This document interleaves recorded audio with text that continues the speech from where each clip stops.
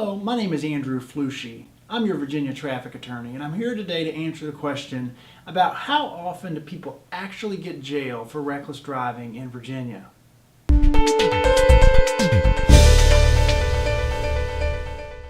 It happens more often than you would think.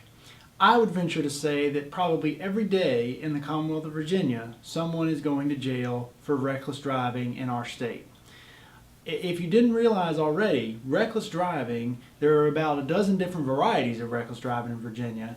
The two main common ones that people end up with are reckless driving, failure to maintain proper control, and reckless driving for speed. The reckless driving by speed statute is the main one that I see people receiving jail time on, at least in the Fredericksburg area. And depending on the area that your ticket is in, you may be looking at jail in your case.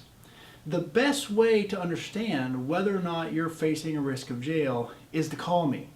I handle cases all around Fredericksburg, Stafford, King George, Spotsylvania, and Caroline. And that's the area where I can tell you, usually pretty certainly when we first talk, whether or not jail is a risk for your case or not.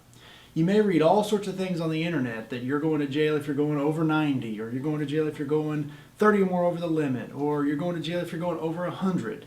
But those numbers don't mean anything if they don't apply for the judge that's going to handle your case. Every judge in Virginia can make their own determinations about when they're going to send you to jail for reckless driving and when they're not. And judges do. They have very different policies about how they administer a jail sentence. And that's why you need to contact me so I can give you the specific advice that applies to your case. One of the most high-profile cases of someone actually going to jail for Virginia reckless driving was the Nationals baseball player Jason Worth, who went to jail for reckless driving by speed up in Northern Virginia.